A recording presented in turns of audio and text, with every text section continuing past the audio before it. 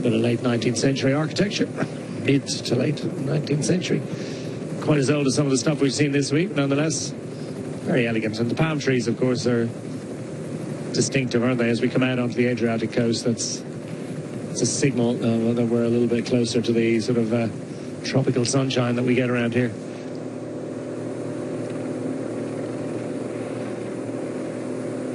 Well, the group Aduli getting closer. You could see from the shot a few moments ago, they were getting towards the back of the convoy. So it's, as we mentioned before, 1:15 from the front of the peloton to the group Aduli. So you've got the peloton, which is maybe 10 or 15 seconds long at this point, something like that. Then you've got the convoy, which is going to be at least another minute long. It just depends how Aduli and his teammates are viewed by the commissaire of how easy that passage might be. As Sam Welsford just hands the bidon across to Brandon Rivera, who was really handy in the chase. But I was really impressed, I've got to say, by Sam Welsford and his ability to be at the front of the peloton, which was only 20-odd seconds behind the group led by Mathieu van der Poel. So that is a big leap forward for Sam Welsford and his historical climbing ability. I mean, in years gone by, Sam Welsford would have been one of the very first ones dropped on that climb. Now he's at the front of that chasing peloton and made contact and looked really good. I mean, when he starts to suffer, his knees go out really wide. He starts to buck and grind on the bike like anything, and no forward momentum anymore. It's been a really good thing from this swap to Ineos Grenadiers, and whatever they've tweaked in his training program and the type of efforts he's doing seems to be working. Let's see if he can replicate one of the sprints that he pulled off at the Tour Down Under in January on the roads of San Benedetto later on. Yeah, one win at World Tour level so far this year for Sam Welsford. Also has 3 wins on home roads in national level stuff. He was second in the National Criterium Championships, won the Western Australia Criterium Championships, and also won the Cadell's race, that national level. Oh, they had a criterium there as well, yeah. Yep. I mean, not that you're going to get too excited about it. The standard to be high, and clearly he's wintered well. Clearly he's climbing well as well, and has that had any detrimental effect on his sprint remains to be seen. But at the moment, it looks as if he's in absolutely flying form. And sometimes, I suppose, if you're climbing well, you're going to have fresher legs. Not only are you there and present, but potentially have fresher legs for the fight when it comes down to that final sprint. Meanwhile, I'm not so sure these guys can think about having fresh legs they've just got to get in there to make sure they're at the sprint at the end. It'll be an accomplishment just to get back in the peloton. I don't think Aduli will have much left for any sprint, but I like their commitment to the cause for Aduli and trying to get him back up there. A reminder of the GC, Del Toro with 42 seconds over Pellizzari, and he has just 1 second in hand over Matteo Jorgensen, and we've got 2.5 kilometres to go until the intermediate sprint with time bonuses. Matteo Jorgensen on the wheel of Wout van Aert, so expect to see van Aert on the lead out and trying to take Jorgensen as close as possible to the line, and maybe rather than Jorgensen stepping out to accelerate over the top of van Aert, it would rather be van Aert just suddenly pulls to the side and maybe even has a dab of the brakes and not give Giulio Pellizzari a run in the wheel of Matteo Jorgensen. They got Filippo Fiorelli in the wheel of Matteo Jorgensen at the moment. So the new recruit, Fiorelli, to Visma Lease bike, looking to be in a sweeping role at the moment. So lined up behind them, Red Bull Bora Hansgrohe, Pellizzari now in the wheel of one of his teams. Looks to be Tratnik that he's following at the moment. Yeah, Tratnik is going to pick it up for Giulio Pellizzari. Has a little look across just to make sure that his man is exactly where he needs to be. Also wants to make sure that he can make a little bit of space for him to move into. Doesn't want any little messing with Cosnefroy. I don't think is hugely invested in this one. Pellizzari up against Matteo Jorgensen. Jorgensen just needs a single second to move into second place. A full lead out here. Tratnik going to the front to set the tempo. Maybe he's thinking just pinch those bonus seconds as well. It's another way of achieving the objective. And also Tobias Halland, watch out for him. He's in that Malya-Chiklamina. If he takes the 5 here, he will move into that the lead of that competition by right. He can't move up on general classification, but you have multiple objectives here. 5, 3, 2 and 1 for the first 4 riders across the line. Then you've got the 3, 2 and 1 bonus seconds. So different reasons for riders to be appearing here. None of them the A-list sprinters. So always fascinating to see how this one plays out. It's like Tobias Halland, who's a fine sprinter, has managed to get himself onto the right wheel as they run towards the line. Well, a fair way out. Wout van Aert, he's got Jorgensen in his wheel. Fiorelli doing a fantastic job. He's pushing and shoving now with Abrahamsen, who's trying to lead out Johannesson. Watching with fascination and interest is Isaac Del Toro. So he wants to take the points title by the looks of things, and wants if he can score a bit here, it's going to make it a bit tougher for Tobias Halland. Meanwhile, Wout van Aert's going to lead out Matteo Jorgensen. Jorgensen with eyes on the prize. That is the 3 bonus seconds that'll move him up into the second place overall in this one. Wout van Aert stays in the sprint. Tobias Halland scores, but I don't think it's going to be enough for him to take the lead of the Malya-Chiklamina. So job done for Matteo Jorgensen. A little bit of a clenched fists celebration. And look at this, it's an attack from Giulio Pellizzari. That is, I mean, what's this about? But you got to love the brio of youth with this one.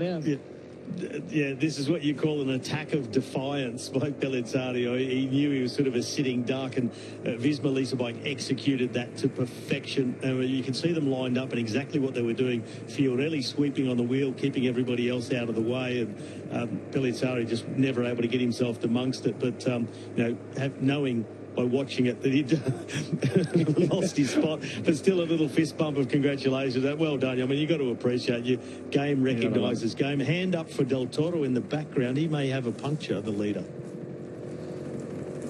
Keep an eye out for that. Del Toro was right there in the sprint, wasn't it? And just trying to make sure that that Tobias Halland in that Malya-Chiklamina didn't take the lead of that points classification by right. So just probably worth to sort of running through exactly what happened there. But Tobias Halland just starting the day a single second behind Giulio Pellizzari in 3rd place, has taken the 3 seconds that will move him up. He also took the 5 towards the points classification. Less interest in that. Van Aert stayed in the sprint, meaning that Tobias Halland wasn't able to get the 3. Primož Roglič also thereabouts for Pellizzari.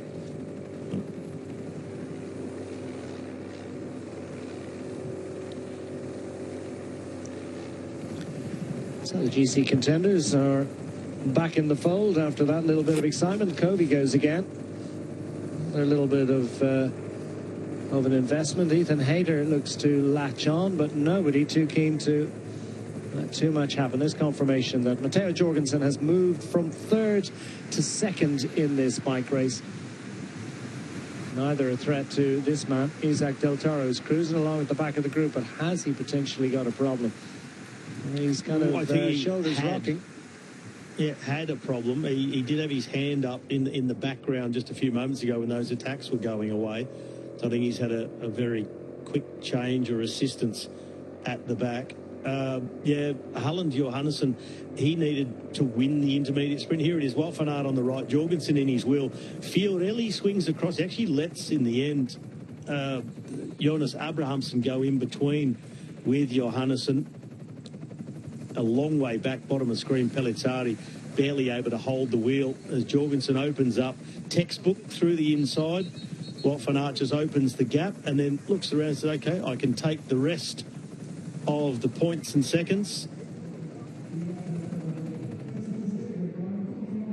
In fact, it looked like Primož Roglič, who was getting up involved as well there, having a sprint. All smiles from Wout van Aert. It was Roglič on the left-hand side.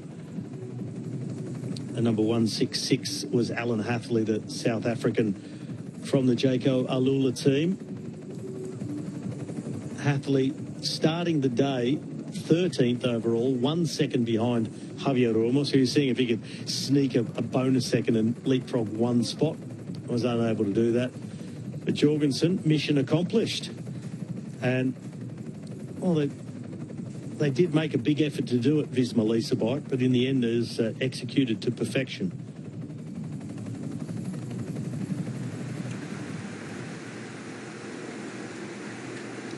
And here's that moment between Jorgensen and Giulio Pellizzari.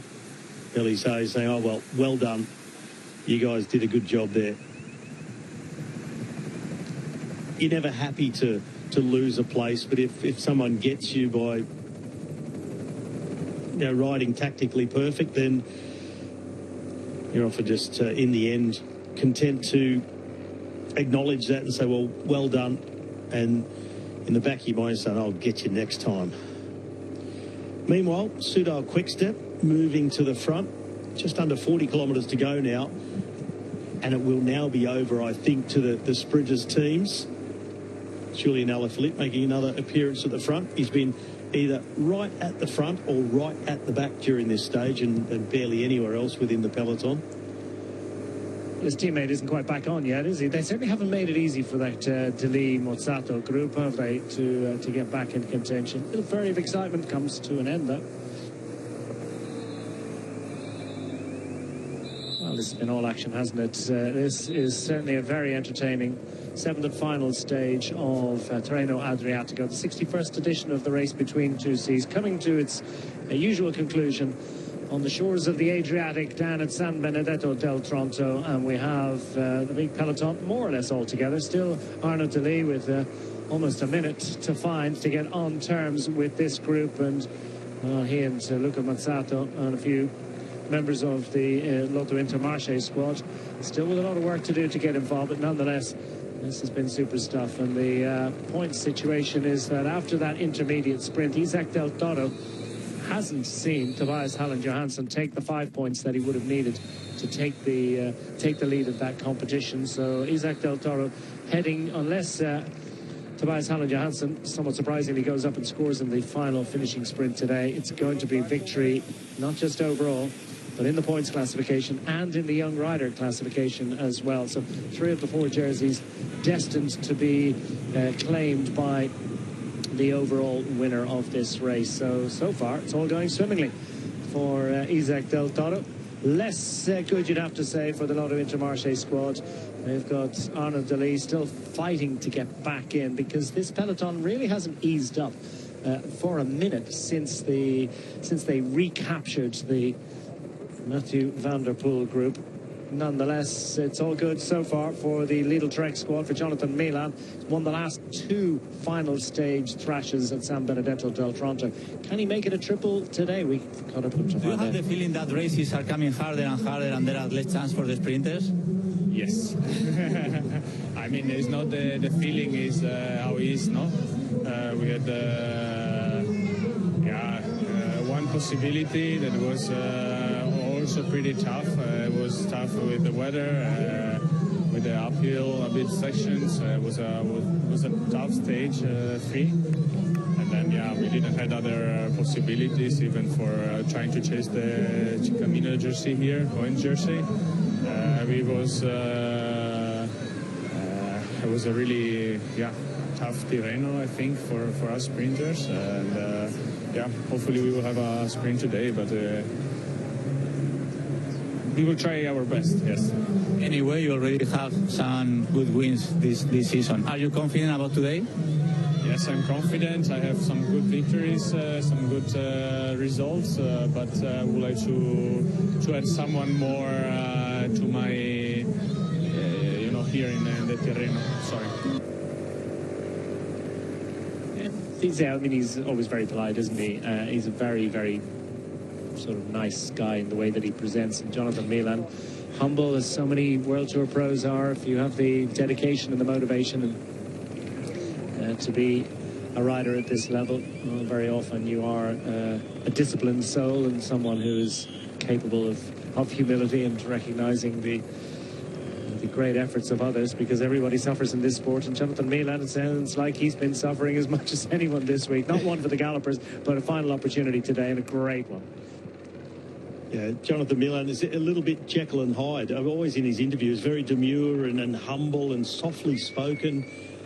Get him on a bike and get him in that final kilometre, and when the sprint's about to go, and then during it, he absolutely unleashes the beast and becomes another being entirely. You see the aggression, the force that he's putting through the bike, And I've seen him when he's having to fight for his position, and he is. It's no holds barred. He gets elbows out. He uses his presence and his size, his bulk, to, if not intimidate, just simply push people out of the way when he needs to. But that's sprinting, and that's doing it right. I don't care what anybody says. Oh no, you should all be separate, and it's not athletics. We're not riding in lanes. It's a semi-contact sport. Yeah, of course, there's limits, and the commissaires are there to determine where exactly they are. But it is at times a semi-contact sport, and sometimes the pushing and shoving you see, it's actually so light, but there's a lot at stake because you're often moving at 60 plus kilometres an hour. Everybody realises what the consequences are if it goes wrong. So you often don't need to do very much. And sometimes just a gentle, what you'd term a gentle tap against another rider, it can look worse. Is it all shoulders, or do the elbows come in? More shoulders. Elbows gets a bit sketchy, but it also depends on the size differentials between the dogs in the fight. I mean, for a guy like myself, or I was the small dog with a lot of fight in. But guys like myself, or say Caleb Ewan, you come up against a much bigger rider. You can't go shoulder to shoulder. It doesn't work, and then you can get in trouble because you've used your head to lean because you simply can't reach the shoulder with your own shoulder. Sometimes it's just a head in the ribs. It gets, it's simply too dangerous. You want to sort of get in there and gently try and manoeuvre somebody out the way so you can take a wheel. But if they're that much bigger than you can't find a really handy point on them to lean on. So my tactic then mostly was shoulder to hip, head to ribs, if you could get away with it.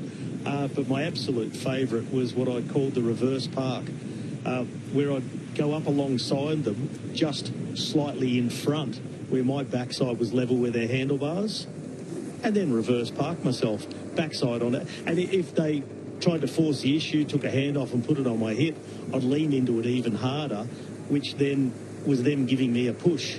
And I could completely relax my legs for a second until they realised I'm using too much energy because I'm not pushing him aside, I'm pushing him forward.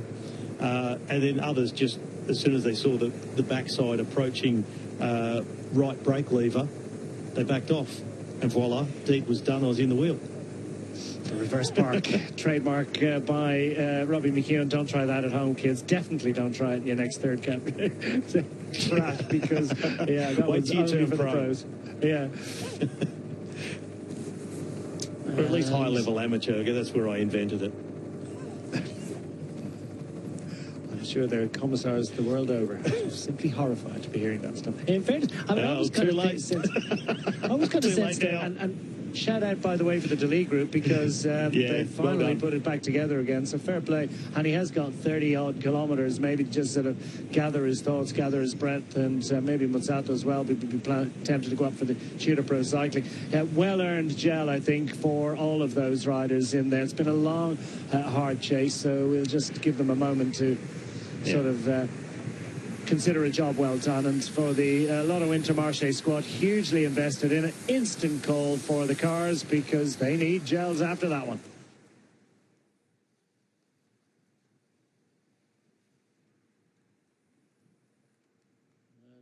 And Aduli, let's see what little box of tricks he's got for the sprints after that effort.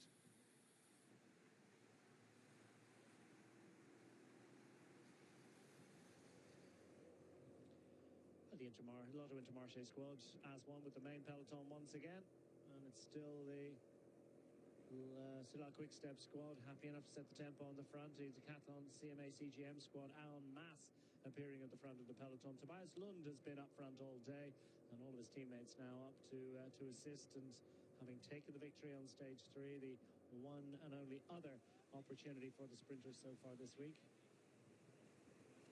Happy to take responsibility.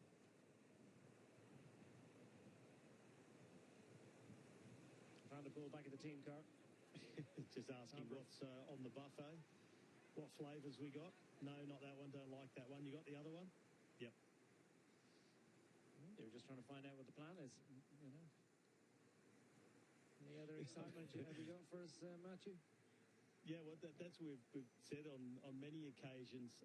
In some teams, it's the director sportif telling the rider what the plan is. I think at Alpecin Premier Tech, it's the sports director's asking Mathieu what the plan is. He's a player manager. Captain coach. It is difficult, isn't it, for the DSs in the car behind just to have an influence once you get off the bus. I love watching that too. Just a subtle little moment. Mathieu van der Poel coming up to that corner, everybody heavy on the brakes, not much room. Just the extreme inside, and he makes up 12 positions in 5 metres. Right. Just a subtle little dive bomb, but not anything that cost anyone, you know, any stress or anything. It certainly didn't cost him any stress, did it? And then there was a net gain. Another masterclass from Mathieu van der Poel. He lit up the first part of this stage. What contribution has he got left to make in Tirreno Adriatico 2026? Jasper Philipsen, I suspect, would be very grateful for any bit of assistance that he can probably give him.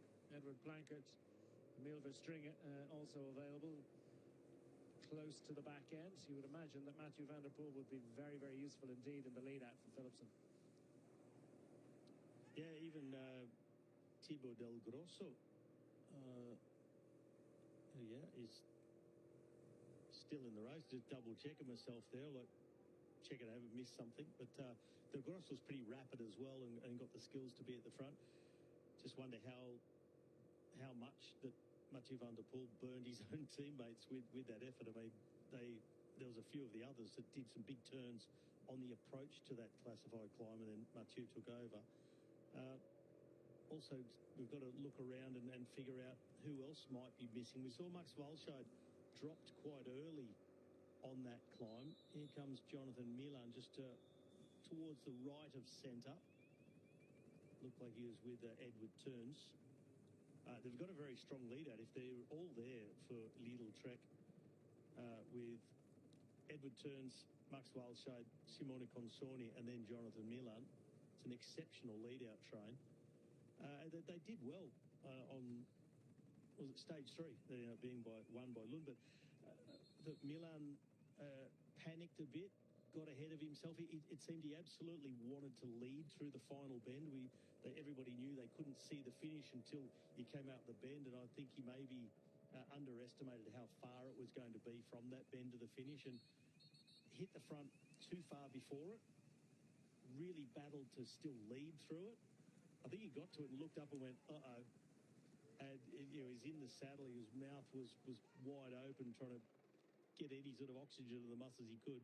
And he just towed Lund into it and effectively provided a lead out for the Dane. Well, it's all smiles at the front, and it's a sense of total calm and organisation now for the Decathlon CGM CMA squad. Lapierre close to the front of Gautran. Setting the tempo on the front as they come down to 2 laps to go. Plenty of Frenchmen in appearance at the front of the field. The wind, of course, will be something they'll be taking note of as we sweep our way around this finishing circuit in around San Benedetto del Tronto. It's once upon a time, it's just a little fishing port on the Adriatic. Sprawling in size now. It's got diverse financial, commercial interests, mostly centred around tourism, but plenty of fishing around here as well. Not much of a breeze at all this afternoon in San Benedetto. And finally, it's taken a long time, but finally the formation of the peloton, who's at the front, has finally sort of taken the shape that we would expect on this stage. We see it's a southeasterly breeze at 13 kilometres an hour, just meaning that it's coming as a head crosswind to the riders, so just coming in from in front of them and slightly from their left. So it will be a headwind breeze sprint.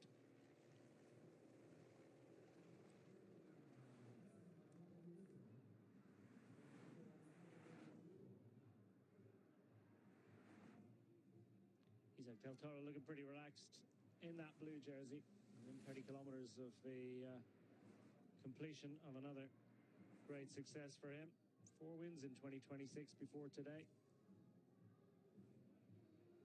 Great start of the season and a great continuation of the work done in 2025 that included a string of wins. 18 victories last year, including 2 national championships on the in the road race and on the time trial bike. Yeah, late in the season, he just had a string of wins. He was nearly unbeaten. Now it's a bit more of calm before storm moment in the race. Sudal Quick-Step controlling along with Decathlon.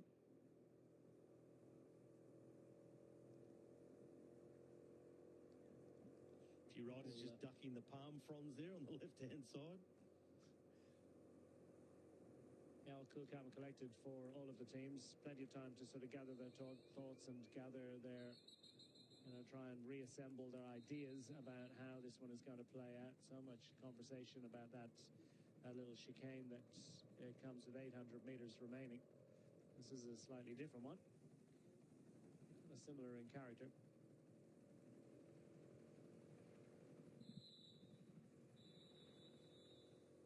And for Michael Bastians and friends, it'll be an important opportunity for the Sudal Quick-Step squad. Familiar role for them on the front. The Decathlon squad have Paul Lepere as well representing. Time for a shout out for Alan Hatherley.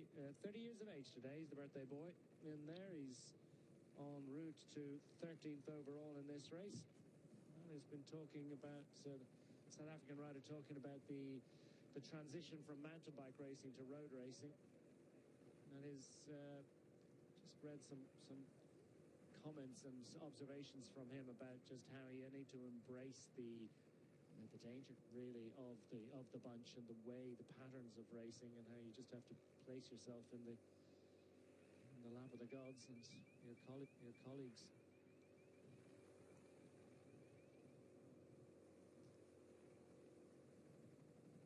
Decathlon CMA CGM on the front of the peloton as we work our way towards the final moments of the 7th and final stage of Tirreno Adriatico. Isaac Del Toro comfortable in the main peloton alongside, and you see the contrast in physique, don't you, between number 211 in the blue jersey and number 85, the pre-stage favourite, going for a hat-trick here, winner of this equivalent stage in the last 2 years for Lidl Trek, Jonathan Milan. And the big man has teammates in front to assist. He's got Eddie Tunes there at the moment. Bajoli just in front. Great job done by Bajoli yesterday as well. Simona Consoni, I wonder, is he in the main peloton? We saw Max Falchard going south a little bit early on that climb, so we're not absolutely certain Falchard's been able to get back on. We don't know one way or another. We're not quite sure, but I think I picked Consoni out there. Is he thereabouts? At any rate, Jonathan Milan will hope that he can put his entire lead-out train to work to great effect. That he can time his run to perfection in a sprint that he knows well at this point. In and around I saw Consoni, Declan, struggling on the climb and being dropped, and I also didn't see him come back, but I guess we would have seen him if he was chasing off the back of the group, because we saw so much of Aduli, and I'm sure the Italian director of the TV broadcast would have brought us pictures of Consoni if he was in trouble. So I guess we just got to assume that he is there, and he'll come and find Jonathan Milan. Just a bike change for Garcia Cortina on the Movistar team. Just a few moments ago, we saw Isaac Del Toro riding next to Jonathan Milan, and you said, the obvious size difference between the two. A guy who's more a pure climber, general classification rider, and a very large sprinter, probably the biggest of the sprinters in the peloton. 20 kilograms difference between the two. Right. That puts into perspective the performance of Jonathan Milan on the climb, in actual fact, doesn't it? I mean, for all that it was just 4 or 5, well, what, 6-7 kilometre climb, not the toughest climb that they face all week, because it was sort of an average around 4 or 5%, but nonetheless, that difference in physique just gives you a sense of what an impressive power to weight ratio Jonathan Milan has. He's a lot of power to go with that big frame, and able to get up and over the climb.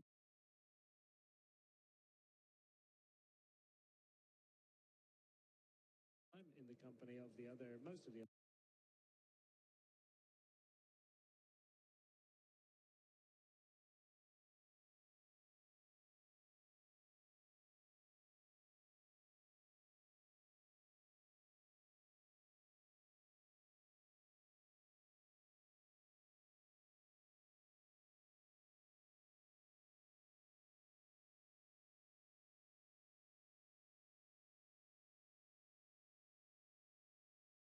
main peloton. Finally closing.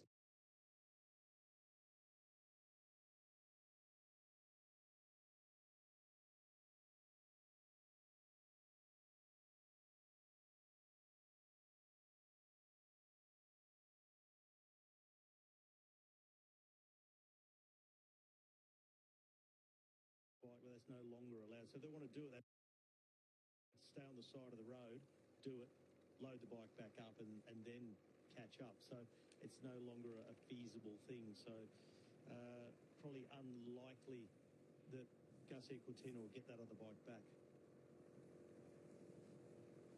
This is the only race that's come into a conclusion today. Down to the closing stages of the 8th and final stage of the other World Tour stage race. Paris-Nice there, in and around Nice on the final salvo. 128.6 kilometres for the riders today. Plenty of climbing. Jonas Vingegaard, a healthy advantage on general classification. And you can pick up our coverage. We're streaming that live at the moment with Rob Hatch and Sean Kelly, taking you through the final stages of what's been an exhausting and exhilarating, but I think very challenging week for not just the riders, but also the organisers of that particular event. Great World Tour racing action available throughout the week here. Plenty more to come. Paul Magne will pick him up.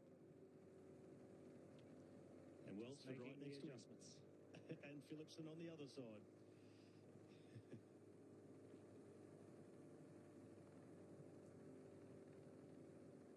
It's been relatively cool, calm and collected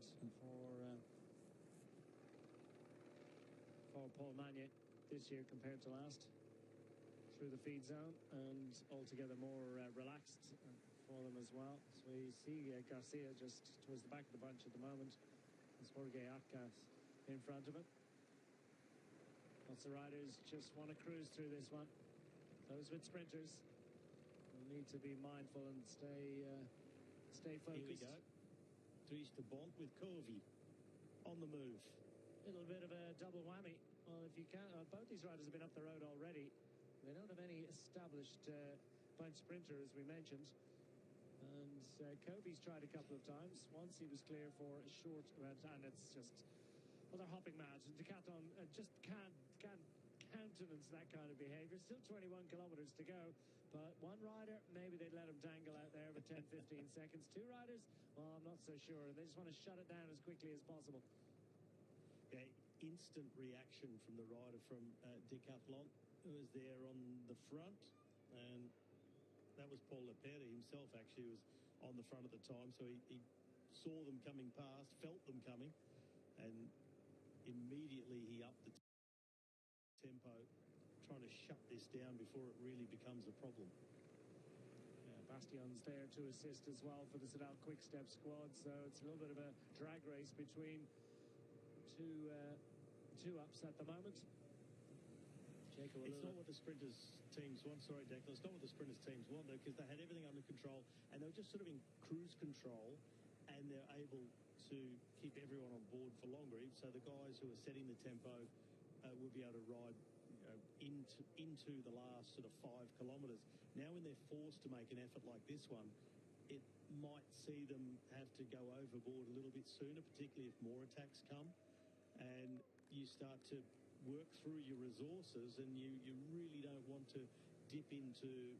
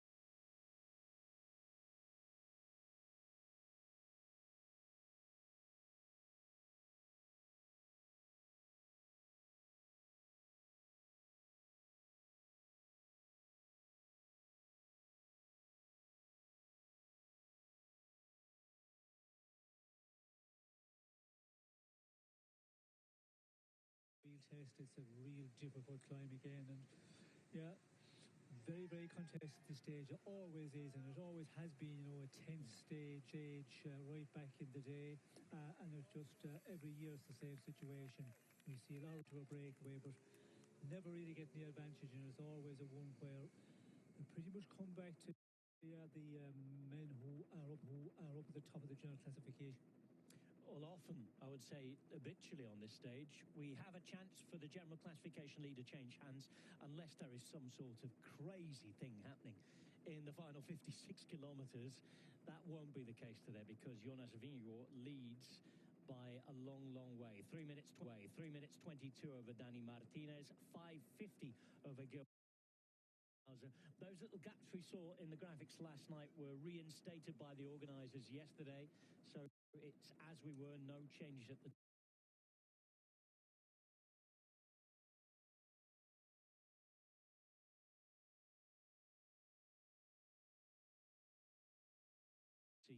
they deemed the crash to have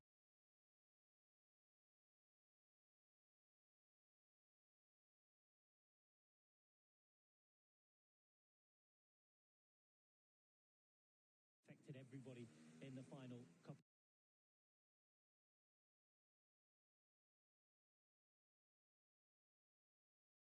of kilometres yesterday. That also meant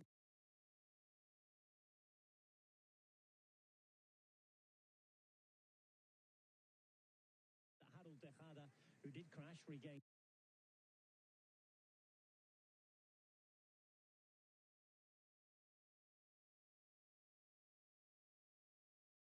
his top 10 place. I don't think we'll see changes at the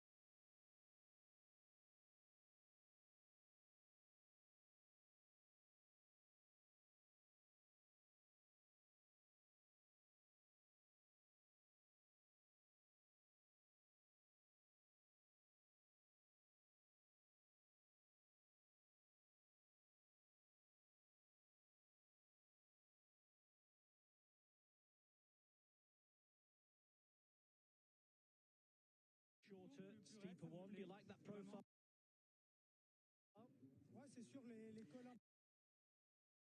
It's true that the longer climbs at the beginning of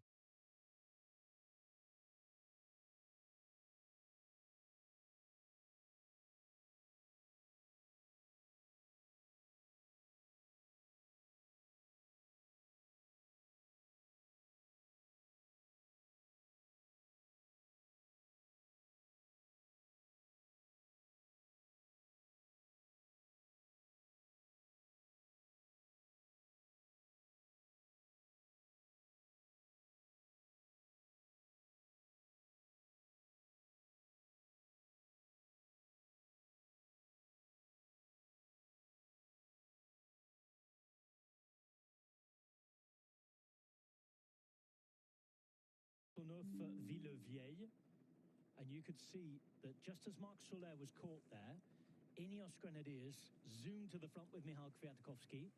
The gaps come down to 36 seconds, so your prediction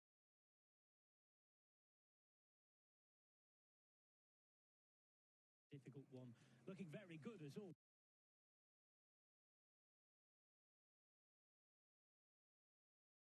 Why should we ever doubt you? With 6.6 Ks to the top, 6.6% the gradient, it's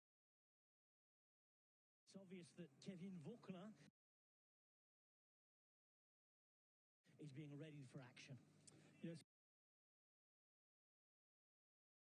I think certainly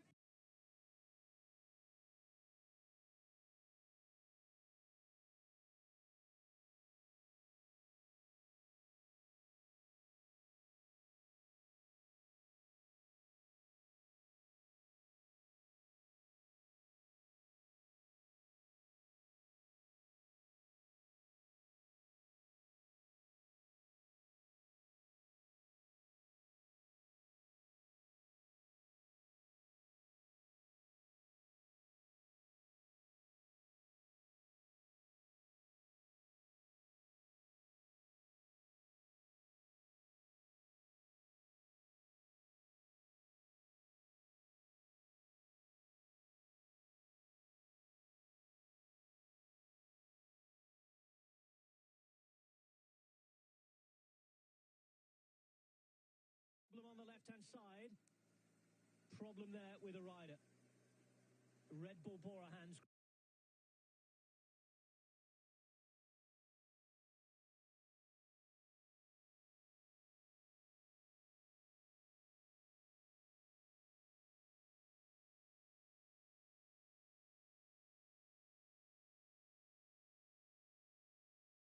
Martinez, we remind you, in second place in the general. What on earth is it? Oh, it's his teammate.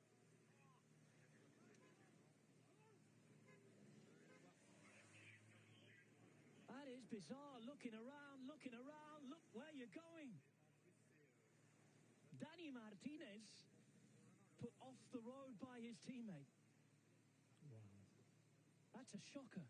There is, we can see there, he's just starting to move up beside his teammate, and just the bigger rider gives him that nudge there, and he lost control and just fell into this area here. But yeah, he's getting back, but he's going to be a long ways down to get back into the. And he looks in bother, doesn't he? You can hear it, you can see it. Sven van Toorn gives him the push over there. It's a bike change. Waiting and ready for him is Mick van Dijk. I think that was Callum Thornley, the rider who knocked him off there. What an absolute shocker that was. And that could change the podium.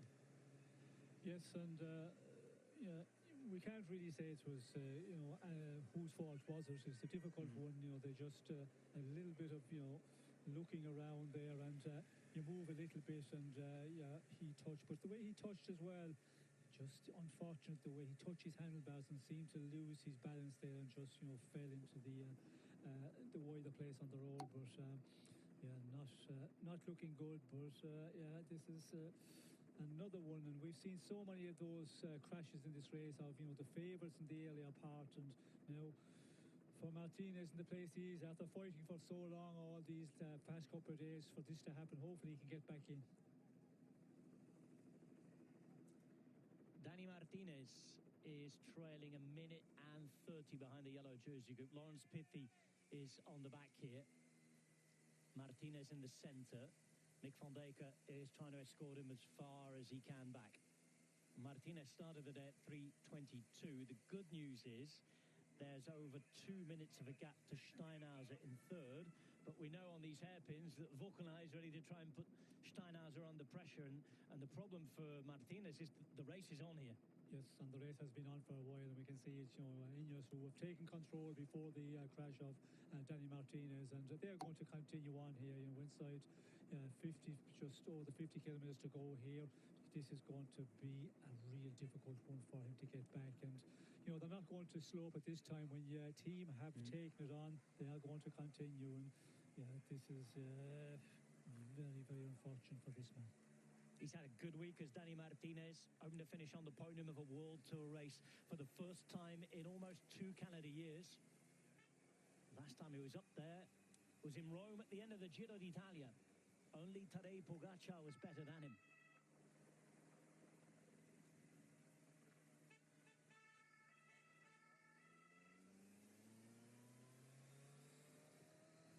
We'll keep an eye on their pursuit. Be picking off riders all the time who've been dropped. Tarling's pace at 26 seconds. Barret putting up a bit of a fight here. 25 seconds in front. Steinhauser still having the one teammate with him just about. Looks to be Alex Bourdin.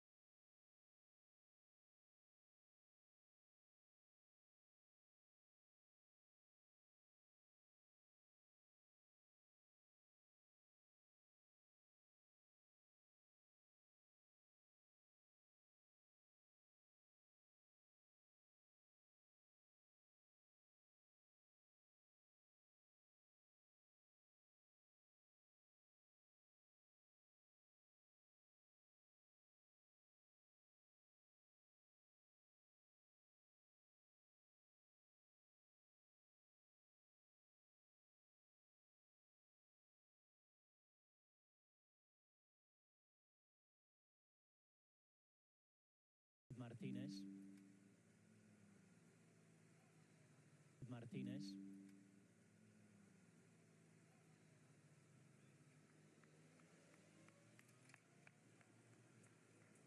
For now, they're using all the energy that can be provided by the birthday boy Mick van Dijk. 26 today.